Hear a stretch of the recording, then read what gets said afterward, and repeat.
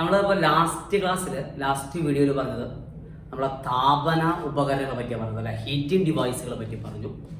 Okay മക്കളെ, ഇതുവരെ കുറേ കാലം നമ്മൾ പ്രോബ്ലം ചെയ്തു. നമ്മൾ കുറച്ച് തിയറി പറയാൻ പോവാണ്.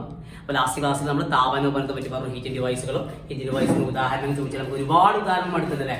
ഇസ്തിരിപ്പെട്ടി, അതേപോലെ ഷോൾഡറിങ് അയൺ, ഹീറ്റിംഗ് നമ്മളെ കെറ്റിലുകളും ഒക്കെ, അതുപോലെ നമ്മൾ കറണ്ട് അടുപ്പ് വിളിക്കുന്ന സാധനങ്ങൾ അല്ലെ. ഓക്കെ യെസ് ആയിക്കോട്ടെ.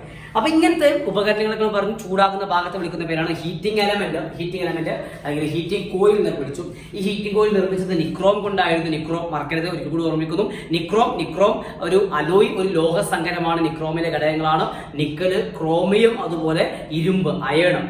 ഓക്കെ, നിക്രോമിന്റെ സവിശേഷതകൾ പറഞ്ഞു. ഹൈ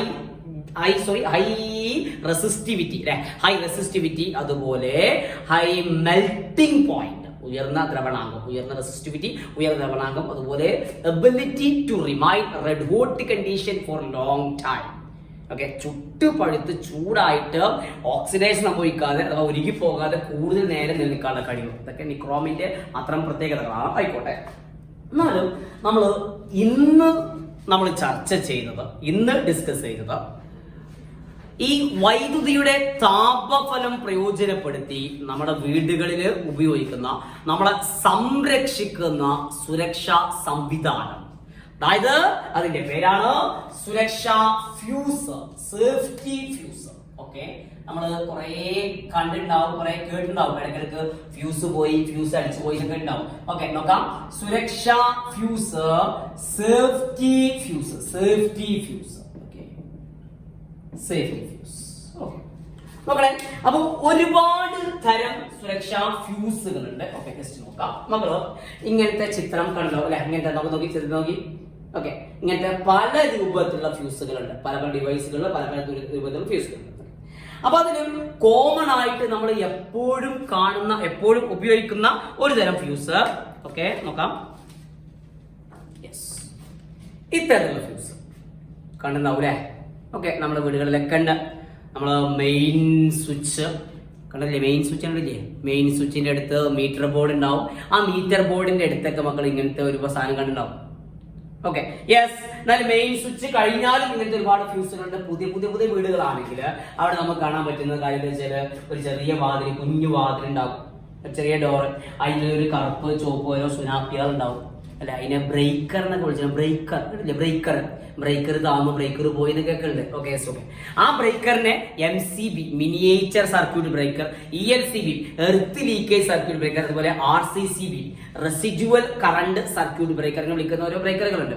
അതിനെ പറ്റിയൊക്കെ നമ്മൾ ഡീറ്റെയിൽ ആയിട്ട് മൂന്നാമത്തെ പാഠത്തിൽ പഠിക്കും. നിങ്ങൾ ടെക്സ്റ്റ് ബുക്ക് ഉണ്ടെങ്കിൽ ജസ്റ്റ് മൂന്നാമത്തെ പാഠം ഒന്ന് മറിച്ച് നോക്കുക, അതിൽ അവസാനം ഇങ്ങനെ കാണാൻ പറ്റും. ഓക്കെ, അവിടെ നമ്മൾ ഫ്യൂസിനെ പറ്റി കുറച്ച് കാര്യങ്ങളൊക്കെ പറയും. എന്നാലും ഇവിടെ നമ്മൾ ഫ്യൂസിനെ പറ്റി ഡീറ്റെയിൽ ആയിട്ട് പഠിക്കാൻ പോവാണ്. നോക്കുകയാണല്ലോ. യെസ്. ഓക്കെ, അപ്പൊ ഇതാണ് നമ്മൾ എപ്പോഴും സാധാരണ ഉപയോഗിക്കുന്ന ഫ്യൂസ്. ഓക്കെ, ഇതിനെ വിളിക്കുന്ന പേര് പോർസലൈൻ ബ്രിഡ്ജ് എന്നാണ് വിളിക്കുക. ബ്രിഡ്ജ്, പാലം. ഇതാണ് വെക്കുന്ന സാധനം വിളിക്കുന്ന പേര് പോർസലൈൻ ബ്ലോക്ക്.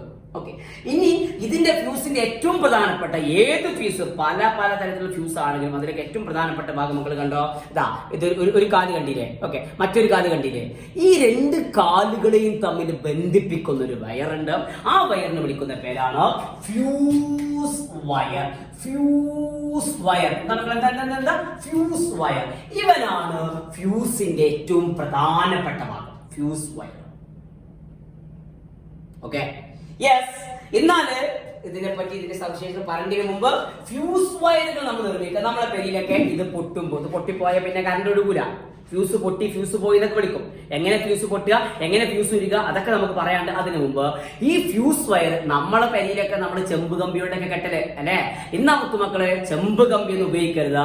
ശരിക്കും ഫ്യൂസ് വയർ ഒരു വയറുണ്ട്, പ്രത്യേക രീതിയിലുള്ള വയറുണ്ട്. അത് നമ്മൾ നിർമ്മിക്കുക ടിന്നിന്റെയും ലെഡിന്റെയും ഒരു ലോഹ സങ്കരം കൊണ്ടാണ്. ടിന്ന്, നമ്മൾ മറ്റേ പൗഡർ ടിന്നല്ല, ടിന്ന് ഒരു മൂല കാണട്ട, ടിന്ന് പ്ലസ് ലെഡ്. ഓക്കെ, ഇത് രണ്ടും കൂട്ടിച്ചേർത്ത് നിർമ്മിക്കുന്ന ഒരു അലോയ്, ഒരു ലോഹ സങ്കരം കൊണ്ടാണ് ഫ്യൂസ് വയർ നിർമ്മിക്കുക. അപ്പൊ ഈ ഭാഗത്ത് മക്കൾ അറിഞ്ഞിരിക്കുക, സുരക്ഷാ ഫ്യൂസ് പ്രവർത്തിക്കുന്നത് കറണ്ടിന്റെ ഹീറ്റിംഗ് ഇഫക്റ്റ് ഉപയോഗിച്ചിട്ടാണ്. എഴുതി വെക്കാനുണ്ടാവും. ഓക്കെ, നമ്മള് ഫ്യൂസ് പ്രവർത്തിക്കുക കറണ്ടിന്റെ ഏത് ഫലം ഉപയോഗിച്ചിട്ടാണോ, ഏത് ഇഫക്റ്റ് ഉപയോഗിച്ചിട്ടാണ് ചോദിച്ചാൽ ഏത് ഇഫക്റ്റ് ആണ്, ഏത് ഫലമാണ് ഫ്യൂസ് പ്രയോജനപ്പെടുത്തുന്നത്? വൈദ്യുതിയുടെ താപഫലം. വൈദ്യുതിയുടെ ഒരു ഹീറ്റിംഗ് ഇഫക്റ്റ് ഉപയോഗിച്ചിട്ട് നമ്മളെ സംരക്ഷിക്കുന്ന ഒരു സേഫ്റ്റി ഡിവൈസ് ആണ് സേഫ്റ്റി ഫ്യൂസ്. ഓക്കെ, ആ സേഫ്റ്റി ഫ്യൂസിന്റെ ഏറ്റവും ഇമ്പോർട്ടന്റ് ആയിട്ടുള്ള സുരക്ഷാ ഫ്യൂസിന്റെ ഏറ്റവും പ്രധാനപ്പെട്ട ഭാഗമാണ് മക്കളെ ഫ്യൂസ് വയർ. ഓക്കെ, ആ ഫ്യൂസ് വയർ നിർമ്മിക്കുക എന്തുകൊണ്ടാണ്? ടിന്നിന്റെയും ലെഡിന്റെയും ഒരു ലോഹസങ്കരം കൊണ്ട്. ഓക്കെ മക്കളെ ശ്രദ്ധിച്ചോളി, ഇവന്റെ ഏറ്റവും പ്രത്യേകത എന്തിനാ മാഷേ ടിന്ന് പ്ലസ് ലെഡ് ഉപയോഗിച്ച് ചോദിച്ചാൽ ഇതിന്റെ പ്രത്യേകത നന്നായിട്ട് കറണ്ടിനെ കടത്തിവിടും, നന്നായിട്ട് കറണ്ട് കടത്തിവിടും. അതല്ല പ്രത്യേകത, ഏറ്റവും വലിയ പ്രത്യേകത ഇവന്റെ ദ്രവണാങ്കം കുറവ്, അഥവാ മക്കളെ ലോ മെൽറ്റിംഗ് പോയിന്റ്. ഓർമ്മണ്ടോ? മെൽറ്റിംഗ് പോയിന്റ് ദ്രവണാങ്കം കുറവ് എന്ന് പറഞ്ഞാൽ ഇവൻ പെട്ടെന്ന് ഉരുകണം. പെട്ടെന്ന് ഉരുകേ. എന്തിനാ പെട്ടെന്ന് ഉരുകുണ്ട് ഒക്കെ നമുക്ക് പറയണം. നമ്മൾ മക്കളെ നിക്രോമിനെ പറ്റി പറഞ്ഞപ്പോ നിക്രോമിന്റെ പ്രത്യേകത പറഞ്ഞ നിക്രോമിന്റെ ഹൈ മെൽറ്റിംഗ് പോയിന്റ്, അവിടെ ഉരുകാൻ പാടില്ല. ഇസ്തിരി പെട്ടിയുടെ നിക്രോം ഉരുകാൻ പാടില്ല. ഓക്കെ, അവിടെ ഉയർന്ന ദ്രവണാങ്കം, ഇവിടെ താഴ്ന്ന ദ്രവണാങ്കം, ലോ മെൽറ്റിംഗ് പോയിന്റ്. ഓക്കെ, അപ്പൊ ഇത്രയും മക്കള് ഫ്യൂസിനെ പറ്റി ഇൻട്രൊഡക്ഷൻ ആയിട്ട് അറിഞ്ഞിരിക്കാം. എന്നാല് എങ്ങനെയാണ് ഫ്യൂസ് ഉരുക, എപ്പോഴാണ് ഫ്യൂസ് ഉരുക നോക്കിയാലോ? നോക്കാം എങ്ങനെയാണ് സംരക്ഷിക്കേണ്ടത് നോക്കട്ടാ. ഓക്കെ, സപ്പോസ് ഒരു സർക്യൂട്ട്. ഓക്കെ, ആ സർക്യൂട്ടിൽ മക്കളെ ഒരു ബൾബ് ഉണ്ട്. ഓക്കെ, അതില് നമ്മള് ഇവിടെ ഒരു സ്വിച്ച് ഉണ്ട് ബൾബിന്. ഓക്കെ, ഇവിടെ നമ്മൾ ബാറ്ററി വെച്ചു. ഓക്കെ, ബാറ്ററി അല്ലെങ്കിൽ മക്കൾക്ക് എന്ത് വെക്കാം? നമ്മളെ മറ്റേ പ്ലഗ് ഉണ്ടല്ലേ, നമ്മളെ പ്ലഗ് ഇല്ലേ? ഓക്കെ ഓക്കെ, നമ്മുടെ പ്ലഗ് അഞ്ച് ഓട്ടം ഉണ്ടാവില്ലേ? ഓക്കെ, അതിൽ പ്ലഗിലൊക്കെ വെച്ചു വിചാരിക്കാം. ഓക്കെ, ആയിക്കോട്ടെ, എന്തുവാം. അപ്പൊ നമുക്ക് ഏറ്റവും സിമ്പിൾ ആയിട്ട് മനസ്സിലാവുന്ന രൂപത്തില് ഓക്കെ നമ്മളൊരു ബാറ്ററി വെച്ചു. അങ്ങനെയാണെങ്കിൽ ഇവിടെ ഒരു ഫ്യൂസ് ഉണ്ട്. ഫ്യൂസിന് ഒരു വയറുണ്ട്, ഫ്യൂസ് വയർ. ഓക്കെ, ഈ ഫ്യൂസ് ഇവിടെ നിന്ന് ഉരിയ മക്കൾ നോക്കണേ, ഇവിടെ ഫ്യൂസ് ഉണ്ട് വിചാരിക്കാം. ഓക്കെ ഓക്കെ, ഇപ്പൊ ഇങ്ങനെ സർക്യൂട്ട് കംപ്ലീറ്റ് ആണ്, കറണ്ട് സുഖമായിട്ട് കൊടുക്കും. ഇത് ഊരില്ല, ഇവിടെ ഒന്നുമില്ല. ഓക്കെ, കറണ്ട് പിന്നെ പോകൂല, അതാണ് ഫ്യൂസ്. ഫ്യൂസ് ഊരിയാല് കറണ്ട് പിന്നെ പോകൂല. ഉണ്ടോ? മനസ്സിലാക്കാം. കറണ്ട് ഇങ്ങോട്ട് പോകില്ല എന്നല്ല, വലിയ കറണ്ട് പോകില്ല എന്നല്ല, വലിയ കറണ്ട് ഉണ്ടാവില്ല, കറണ്ട് ഇവിടെ പ്രവഹിക്കൂല. കറണ്ട് ചാടി കണ്ടൊന്നും ചേട്ടാ, ഫ്യൂസ് വയറിലൂടെ കറണ്ട് പോകാൻ പറ്റും. ഓക്കെ, അതേപോലെ ഫ്യൂസ് വയർ ഉരുകിയിരിക്കാം. ഓക്കെ, അപ്പോഴും കറണ്ട് ഇവിടേക്ക് പോകൂല. അതാ മനസ്സിലാക്കുക. അപ്പൊ ഇപ്പൊ സർക്യൂട്ട് ഒരു കുഴപ്പമില്ല, നല്ല സുഖസുന്ദരായിട്ട് പ്രവർത്തിക്കുന്ന ഒരു സർക്യൂട്ട്, ഉഷാറായിട്ട് പ്രവർത്തിക്കൊണ്ട് നമ്മൾ ഇതാക്കണു, ഈ സ്വിച്ച് ഓൺ ചെയ്യുന്നു, കറണ്ട് സൂപ്പറായിട്ട് ഫ്യൂസിലൂടെ ഒഴുകുന്നുണ്ട്. ഓക്കെ, നല്ല സൂപ്പറായിട്ട് ബൾബ് കത്തുന്നുണ്ട്. ആഹാ അന്തസ്, ഒരു കുഴപ്പമില്ല. ഓക്കെ, ഇവിടെ സർക്യൂട്ടിൽ നമുക്ക് ഏതൊരു സർക്യൂട്ടിലും കറണ്ട് പ്രവഹിക്കുമ്പോൾ താപം ഉത്പാദിപ്പിക്കുന്നുണ്ട്, ആയിക്കോട്ടെ കുഴപ്പമില്ല. ഇതിനൊക്കെ ഹീറ്റ് ഉണ്ടാകുന്നുണ്ട്. ആ ഹീറ്റ് അതേപോലെ അറ്റ്മോസ്ഫിയർക്ക് സറൗണ്ടിങ്സ് ചുറ്റുപാടിലേക്ക് പോകുന്നുണ്ട്. ആ താപത്തൊക്കെ താങ്ങാൻ, ആ ഹീറ്റിനൊക്കെ താങ്ങാൻ, ആ ചൂടിനൊക്കെ താങ്ങാൻ നമ്മളെ ഈ ഫ്യൂസിനും സർക്യൂട്ടിനൊക്കെ പറ്റുകൊണ്ട് ഒരു കുഴപ്പമില്ലാത്ത ശാന്ത സുന്ദരമായി നിൽക്കുന്ന സർക്യൂട്ട്. ഓക്കെ, ഇന്നാ കണ്ടോടി ഇടങ്ങാറുണ്ടാക്കാൻ ഓരോരുത്തർ വരുത്തി കണ്ടോടി. ഇവിടെ സംഭവിച്ചത് ഇതാ, നമ്മൾ ഇങ്ങനെ ഒരു കണക്ഷൻ കൊടുത്തു ഇവിടെ. ഓക്കെ, ഇവിടെ ഒരു വയറ്, ഒരു സ്വിച്ച് ഒക്കെ ഇങ്ങനെ കൊടുത്തു. എന്നിട്ട് നമ്മൾ ഈ സ്വിച്ച് ഓൺ ആക്കി.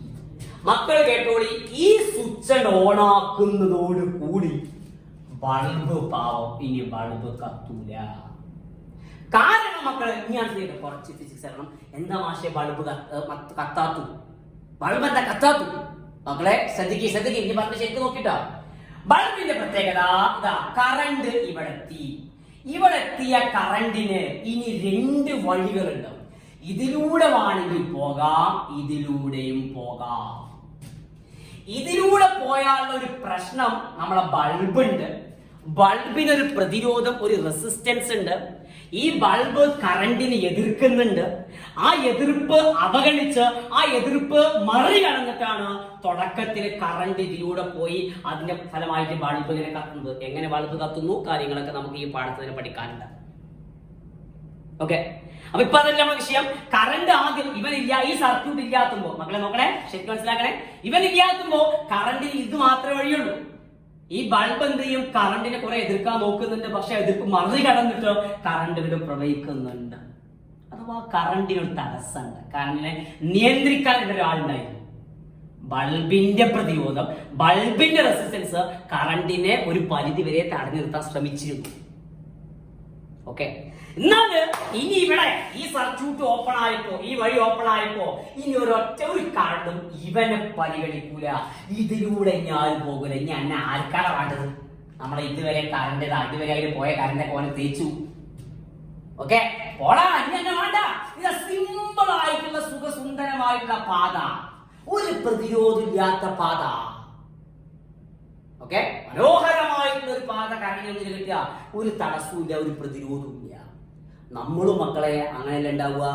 നമുക്ക് ആദ്യം ഒരു ഭാഗത്തേക്ക് എത്താണ്ട് ഈ ഒരു റോഡ് മാത്രമാണ് നോക്കിയത്, ഈ ഒരു റോഡ് മാത്രമാണ്. ഇവിടെ വലിയൊരു കുഴിയുണ്ട്, ആ കുഴിയൊക്കെ മറികടന്നിട്ട് വേണം നമുക്ക് ഇവിടെ എത്താൻ. ഓക്കെ, അപ്പോഴാണ് നമ്മൾ നാട്ടുകാരൊക്കെ ചേർന്ന് കാണുന്ന സിമ്പിൾ ആയിട്ടുള്ള ഒരു പാത, ഒരു കുഴിയില്ലാത്ത അടിപൊളി ഒരു പാത ഇവിടെ ഉണ്ടാക്കിയത്. ഇനി നമ്മൾ ആരെങ്കിലും ഇങ്ങനെ ഇടങ്ങാറായിട്ട് ഇതിന്റെ പോവോ? നമ്മളെല്ലാവരും ഇതിലെ പോവാ. ഇതേപോലെ തന്നെ കറണ്ടിന്റെ അവസ്ഥ. ഇങ്ങനെ പോകുമ്പോ ഒരു ഇടങ്ങാറുള്ള ഒരു പാത ഉണ്ട്, സിമ്പിൾ ആയ പാത ഉണ്ട്. ഈ ഇടങ്ങാറുള്ള പാതയുടെ ആരും പോകില്ല, എല്ലാവരും ഇതിലൂടെ പോവാ. ഓക്കെ, അങ്ങനെയാണെങ്കിൽ ഇപ്പോ നമ്മളെ സർക്യൂട്ടിൽ മക്കൾ കണ്ടുപിടി, കറണ്ടിന് മുന്നിൽ യാതൊരുവിധ നിയന്ത്രണങ്ങളും ഇല്ല. ആദ്യം കറണ്ട് നിയന്ത്രിക്കാൻ ബൾബ് ഉണ്ടായിരുന്നു, ഇപ്പൊ ബൾബില്ല.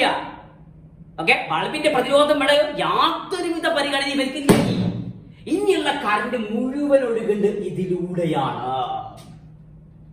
അതിശക്തമായിട്ട് കറണ്ട് ഒഴുകും.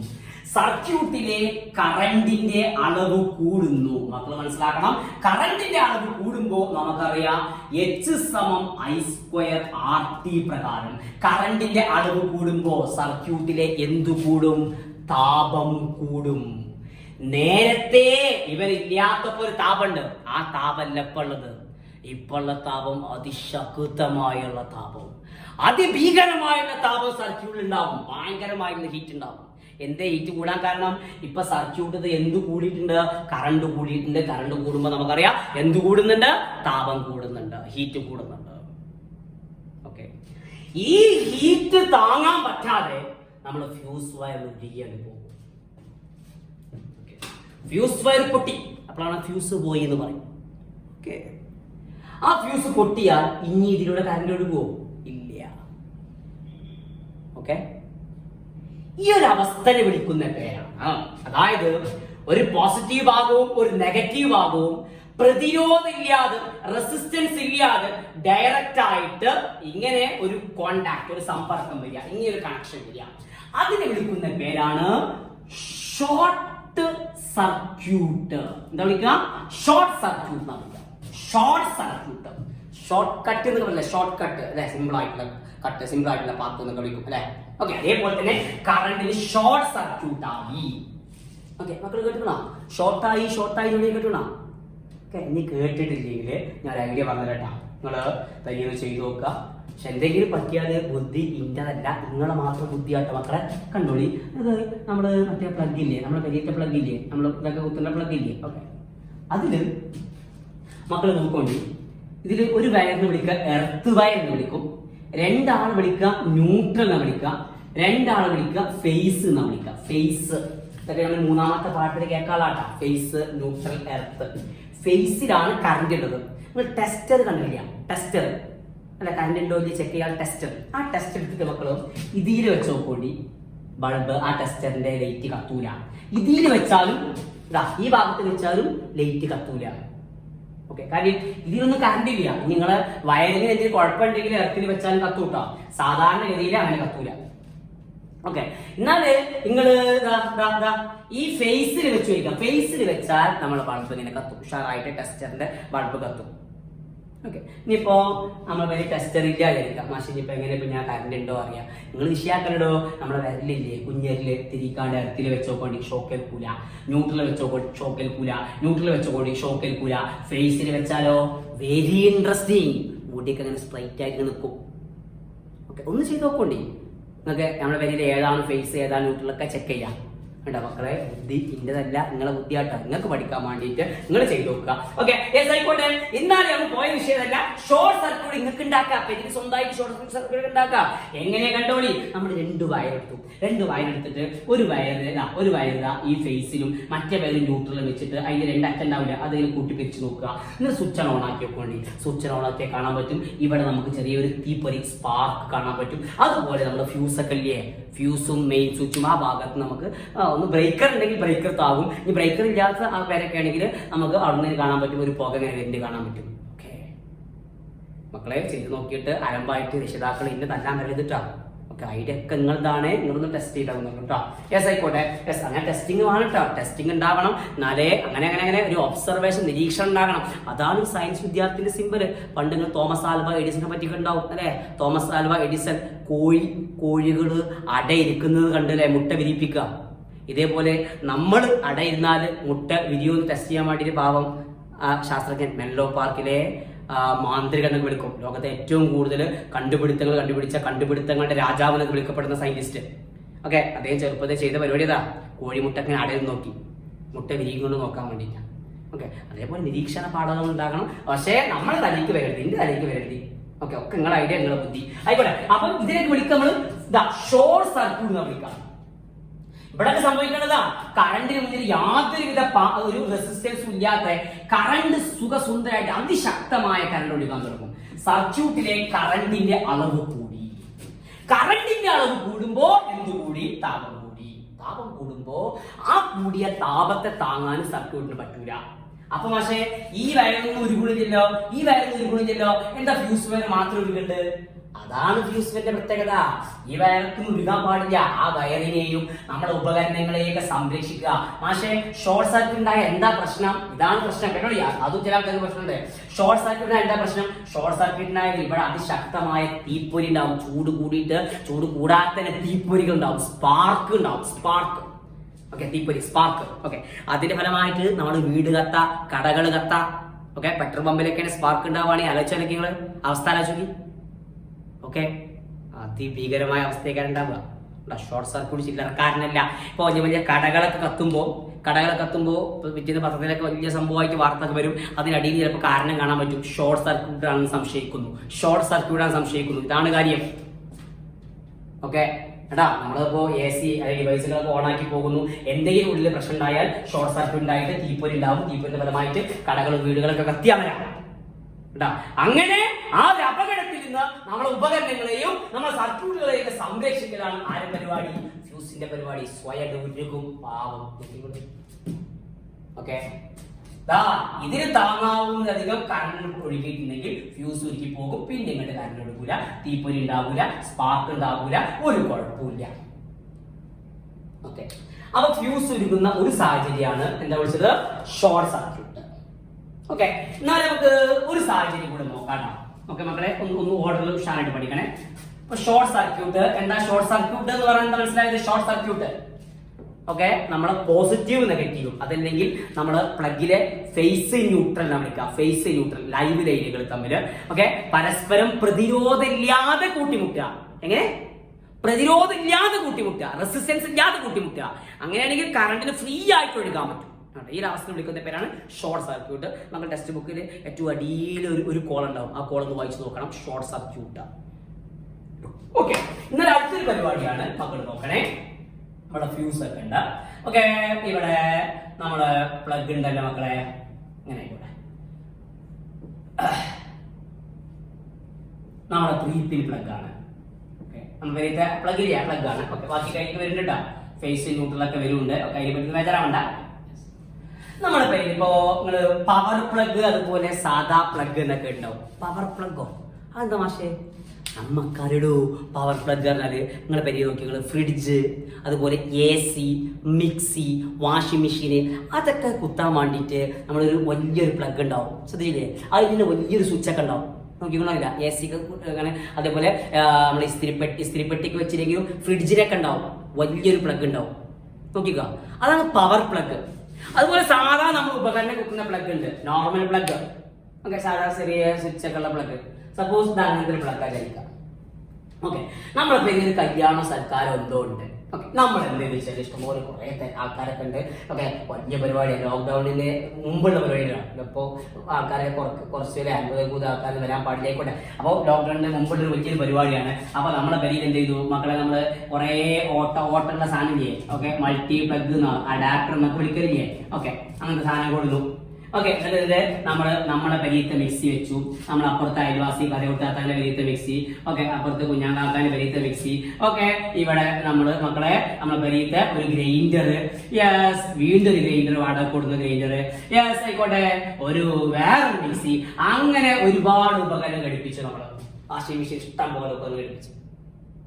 ഓക്കെ, അവസ്ഥ ഇന്ന് നമ്മളിവിടെ സ്വിച്ച് ഓൺ ആക്കിയ എന്തെങ്കിലും അവസ്ഥ ഒന്നുമില്ല. പാവം ഫ്യൂസ് നീ പോകും. കാരണം എന്താ ഇവിടെ സംഭവിക്കുന്നത്? ഈ കണ്ട ഉപകരണങ്ങൾക്ക് മുഴുവൻ കറണ്ട് കിട്ടണ്ടേ? ഓക്കെ, ഈ കറണ്ട് മക്കളേതാ എല്ലാവർക്കും കറണ്ട് കിട്ടണം. സർക്യൂട്ടത്തെ കറണ്ട് കൂടും, അതിശക്തമായ കറണ്ട് കൂടും. ആ കറണ്ട് കൂടുമ്പോൾ സർക്യൂട്ടിൽ എന്ത് കൂടും? താപം കൂടും. ആ താപം, ആ ഹീറ്റ് താങ്ങാൻ ഫ്യൂസിനെ കൊണ്ട് പറ്റൂല, ഫ്യൂസ് ഉരുക്കി പോകും. ഓക്കെ, ഈ ഒരു അവസ്ഥയെ വിളിക്കുന്ന പേരാണ് ഓവർലോഡിങ്. എന്താ വിളിക്കുക മക്കളെ? ഓവർലോഡിങ്. Okay, overloading. താങ്ങാവുന്നതിലധികം ഉപകരണങ്ങൾ എടുപ്പിക്കുക, താങ്ങാവുന്നതിലധികം കറണ്ട് പ്രവഹിക്കുക. ഓവർലോഡിങ്. ഓക്കെ, ഇതിനെ വേണമെങ്കിൽ നമുക്ക് ഇങ്ങനെയും പറയാം, ഓവർലോഡിങ്. ഓക്കെ, ഇങ്ങനെയും പറയാം. അതായത് കണ്ടുപിടിക്കാം, നമുക്കൊരു ഉപകരണം. ഓക്കെ, ആ ഉപകരണത്തിലേക്ക് ആവശ്യമുള്ള കറണ്ട് 5 ആംപിയർ കറണ്ട് ആവശ്യമുള്ളൂ. ഓക്കെ, അപ്പൊ നമ്മൾ എന്ത് ചെയ്തു? ഇവിടെ ഒരു ഫ്യൂസ് ഘടിപ്പിച്ചു. മക്കളെ, നമ്മൾ നേരത്തെ പറയാത്തൊരു സാധനമാണ് ഓരോ ഫ്യൂസിനും അതിലൂടെ കടത്തിവിടാവുന്ന പരമാവധി കറണ്ട് ഉണ്ട്. അത് നമ്മൾ ഫ്യൂസിന്റെ ആംബയറേജ് എന്ന് വിളിക്കും. ആംബയറേജ് എന്ന പദം നമുക്ക് വേറെ പഠിക്കാറുണ്ട്. ഇപ്പോൾ നോക്കാം, ഫ്യൂസിന്റെ ആംബയറേജ് എന്ന് പറഞ്ഞാൽ അതിലൂടെ കടത്തിവിടുന്ന പരമാവധി കറണ്ട്. ഇപ്പൊ നമ്മൾ ഇവിടെ വെച്ച ഫ്യൂസിന്റെ ആംബയറേജ് 5 ആംപിയർ വിചാരിക്കാം. ഓക്കെ, ആംപിയർ എന്താ അറിയില്ല മക്കളെ? കറണ്ടിന്റെ യൂണിറ്റ്. ഓക്കെ, 5 ആംപിയർ എന്ന് പറഞ്ഞാൽ ഈ ഫ്യൂസിലൂടെ പരമാവധി എത്ര കറണ്ടേ പോകാൻ പാടുള്ളൂ? 5 ആംപിയർ കറണ്ടേ പോകാൻ പാടുള്ളൂ. ഓക്കെ, അപ്പൊ നമ്മൾ ഉപകരണം ഉണ്ട്, വലിയ വില പിടിപ്പുള്ള ഉപകരണം കേട്ടോ. ഓക്കെ, നമ്മൾ അലയാക്ക് എളുപ്പത്തിൽ കൊടുത്ത ഉപകരണം കേട്ടോ. ഓക്കെ, ആ ഉപകരണത്തിന് പരമാവധി എത്ര കറണ്ട് ഒഴുകാൻ പാടുള്ളൂ? 5 ആംപിയർ കിട്ടാൻ പാടുള്ളൂ. ആയിക്കോട്ടെ, അപ്പൊ നമ്മൾ ഫ്യൂസ് ഒക്കെ വെച്ചു. ആ ഫ്യൂസിന്റെ ആംപിയറേജ് 5 ആംപിയർ എന്ന് പറഞ്ഞാൽ എന്താ? മോനെ ഇവിടെ നോക്കേ, ഈ 5 ആംപിയർ എന്താ അർത്ഥം? ആ ഫ്യൂസിന്റെ പരമാവധി കടത്തിവിടാൻ പറ്റിയ 5 ആംപിയർ ആണ്. ഓക്കെ, ആയിക്കോട്ടെ. അങ്ങനെ മക്കളെ സുഖസുന്ദരായിട്ട് ഫ്യൂസ് ഒക്കെ പ്രവർത്തിക്കൊണ്ട്, ഉപകരണം പ്രവർത്തിക്കൊണ്ട് എന്തോ ഒരു ഘട്ടകാലത്തിന് ഒരു ഇടിവെട്ടി. ഓക്കെ, അതല്ലെങ്കിൽ എന്തെങ്കിലും കാരണവശാൽ നമ്മുടെ സർക്യൂട്ടിന്റെ കറണ്ടിന് കൂടി 6 ആംപിയർ ആയിരിക്കാം. ആ 6 ആംപിയർ നേരെ നമ്മൾ ഉപകരണത്തിൽ പോവുകയാണെങ്കിൽ ഒന്നും നോക്കാറില്ല, പിന്നെ നിർത്തിട്ട് തൊടുക്ക് വലിച്ചെറിഞ്ഞാൽ മതി. ഓക്കെ, പുകാക്കരി അടിച്ചുപോയി. നമുക്ക് പാടുണ്ടോ? ഇല്ല. അങ്ങനെ ഈ ഉപകരണം സംരക്ഷിക്കാൻ വേണ്ടിയിട്ടാണ് നമ്മൾ ഈ പാത്ത് ഒഴിവാക്കിയിട്ട് ഈ കറണ്ടിന് ഇതിലൂടെ കടത്തിവിടുക, ഫ്യൂസിലൂടെ കടത്തിവിടും. ഫ്യൂസ് ചെയ്താ 6 ആംപിയർ വന്നാൽ ഫ്യൂസിന്റെ കഥ കഴിഞ്ഞു. 6 ആംപിയർ വന്നാൽ പരമാവധി 5 ആംപിയറേ ഉള്ളൂ. 6 ആംപിയർ എന്ന് പറഞ്ഞാൽ ഉയർന്ന കറണ്ടാണ്. അപ്പൊ എന്തു കൂടും? താപം കൂടും. താപം കൂടുന്നു, ഹീറ്റ് കൂടുന്നു, ഫ്യൂസ് ഉരുകി പോകുന്നു. അങ്ങനെ ഈ ഉപകരണത്തിലേക്ക് കറണ്ട് എത്തുവോ? ഇല്ലല്ലോ. ഓക്കെ, ഇങ്ങനെ ഉപകരണത്തെ സംരക്ഷിച്ചല്ലോ ആരെ? സ്വയം ഊതിക്ക് സംരക്ഷിക്കുന്നവൻ, പാവം ത്യാഗി, പാവം ഫ്യൂസ്. ഓക്കെ, ഇതും നമ്മൾ വിളിക്കുക ഓവർലോഡിങ് എന്നാണ് വിളിക്കുക. മനസ്സിലാവുന്നുണ്ടോ? ഓക്കെ, അപ്പൊ ഇങ്ങനത്തെ സാഹചര്യങ്ങളിൽ ഏതൊക്കെ സാഹചര്യം? ഷോർട്ട് സർക്യൂട്ട്, അതുപോലെ ഓവർലോഡിങ്. ഈ 2 സാഹചര്യങ്ങളിലും നമ്മളെ സർക്യൂട്ടിലൂടെയുള്ള എന്ത് കൂടുന്നു? കറണ്ട് കൂടുന്നു. കറണ്ട് കൂടുമ്പോ സർക്യൂട്ടിൽ ഉണ്ടാകുന്ന എന്ത് കൂടുന്നു? താപം കൂടുന്നു. താപം കൂടുമ്പോ, ഹീറ്റ് കൂടുമ്പോ, ആ ഹീറ്റ് ഫ്യൂസിന് താങ്ങാൻ പറ്റൂല, ഫ്യൂസ് വയറിന് താങ്ങാൻ പറ്റൂല. ഫ്യൂസ് വയർ എന്തെയും ഉരുകി പൊട്ടി സർക്യൂട്ട് ബ്രേക്ക് ചെയ്യുന്നു. ഇനി അങ്ങോട്ട് ഒരു തരി കറണ്ട് പോകൂല. ഇങ്ങനെ സർക്യൂട്ടുകളെയും അത് കൈകാര്യം ചെയ്യുന്ന ആൾക്കാരൊക്കെ സംരക്ഷിക്കുന്ന ഒരു സേഫ്റ്റി ഡിവൈസ്, സുരക്ഷാ സംവിധാനമാണ് സുരക്ഷാ ഫ്യൂസ്. ഓക്കെ, ഇനി മക്കളെ, നമ്മൾക്ക് ഷോക്ക് ഏറ്റാല് അങ്ങനെ ഫ്യൂസ് പോകുന്നു, ബ്രേക്കർ ഓഫ് ആകുന്നു അല്ലെ? നമ്മൾ വെറുതെ മക്കളെ ആ ഓട്ടിൽ വരലിട്ടു.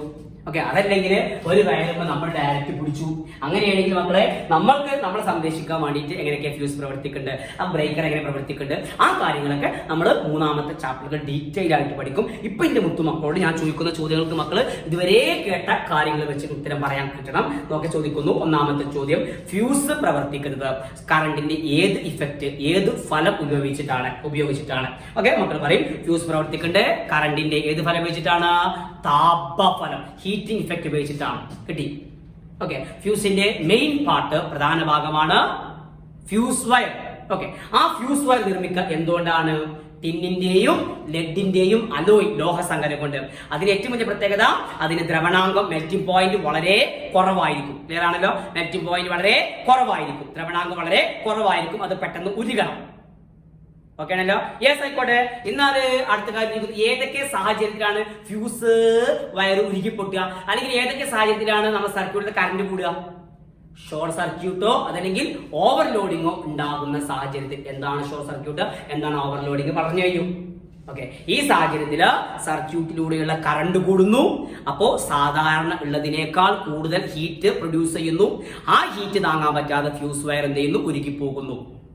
ഓക്കെ, അപ്പം ഓരോ ഫ്യൂസ് വയറിന് നമുക്ക് ആദ്യം പറയാൻ പറ്റും അതിന്റെ അതിലുപയോഗിക്കുന്ന വയറിന്റെ, ഫ്യൂസ് വയറിന്റെ ഒക്കെ വണ്ണക്കനുസരിച്ച് അതിലൂടെ എത്ര പരമാവധി കറണ്ട് കടത്തിവിടാൻ പറ്റും, അതൊക്കെ നമുക്ക് കിട്ടും. അതിന് വിളിക്കുന്ന പേരാണ് ഓരോ ഫ്യൂസിന്റെയും ആംപയറേജുകൾ. ഇപ്പോൾ ഒരു ഫ്യൂസിന്റെ ആംപയറേജ് 1.5 ആംപിയർ എന്ന് പറഞ്ഞാൽ അതിന്റെ അർത്ഥം എന്താണ്? ആ ഫ്യൂസിലൂടെ പരമാവധി കടത്തിവിടാൻ പറ്റിയ 1.5 ആംപിയർ കറണ്ടാണ്. ഓക്കെ, 3 ആംപിയർ ആംപിയറേജുള്ള ഫ്യൂസ് പറഞ്ഞാൽ അതിന്റെ അർത്ഥം എന്താണ്? ആ ഫ്യൂസിലൂടെ പരമാവധി കടത്താൻ പറ്റിയ 3 ആംപിയർ ആണ്.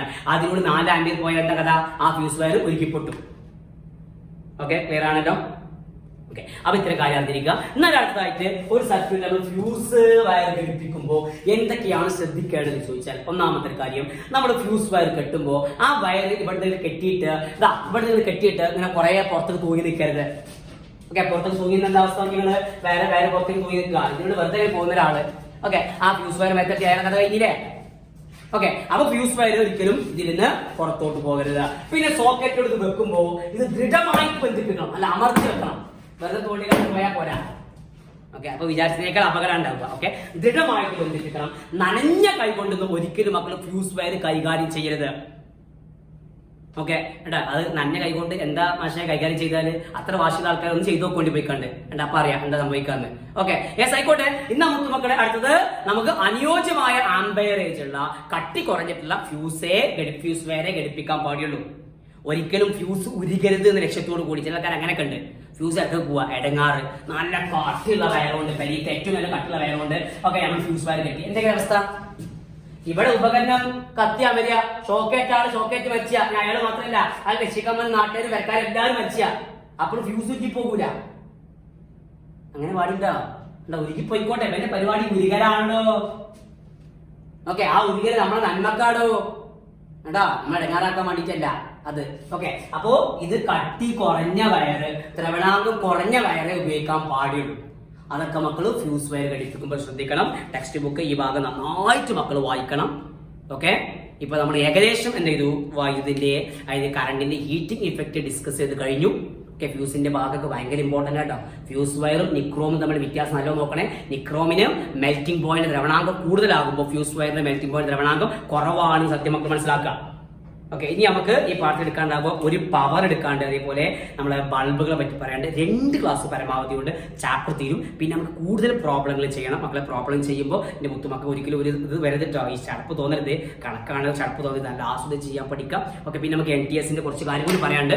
ഓക്കെ, അപ്പോൾ നമുക്ക് കൂടുതൽ കാര്യങ്ങളുമായിട്ട് നമുക്ക് അടുത്ത ക്ലാസ്സിൽ കാണാം. അതുവരെ മുത്തുമക്കൾക്ക് നന്ദി, നമസ്കാരം.